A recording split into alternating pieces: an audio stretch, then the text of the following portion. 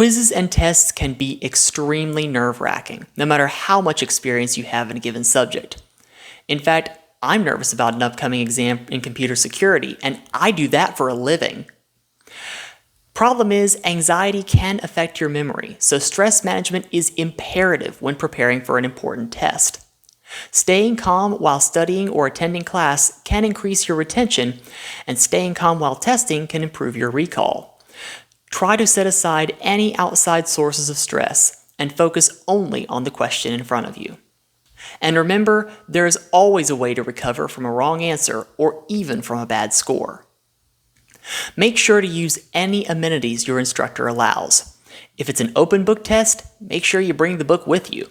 If you're allowed to bring notes, bring some. I once had an instructor who allowed half a page of notes on each test, and I hyper-abbreviated like crazy in the smallest font I could read.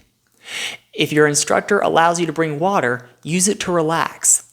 If time permits, take a short break about halfway through the test and sip some water to lower your anxiety. Read all questions before beginning the test. Sometimes the same question will be repeated more than once. If you have to guess, you can provide different responses to each instance, increasing your chances of being right at least once. In other cases, an instructor may provide a helpful hint at the end of an exam, though this only happened with my psychology professor, and I'm pretty sure he was just trying to mess with us. Make sure you provide an answer to every question posed.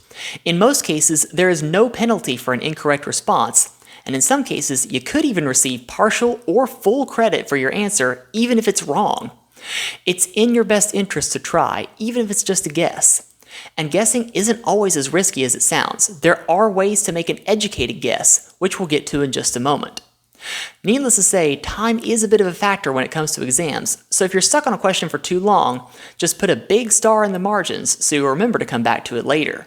If you have to make a guess, make a calculated guess. For true, false, and multiple choice questions, try to eliminate any answer choices that you know are incorrect. Every eliminated choice increases your odds of selecting the correct answer. Try to eliminate the odd one out. Answers that don't look similar to the others have a lower chance of being right. Try to eliminate answer choices that use definitive language, such as always or never. A good way to remember this is never pick never. For multiple choice questions, look at the two questions above and below the one you're about to guess. If you've picked the same letter choice for 3 questions in a row, it's unlikely to be correct. You can apply the same principle to true-false questions, but look 3 questions above and below. Now look at the remaining answer choices. Does one answer just seem more right than the others?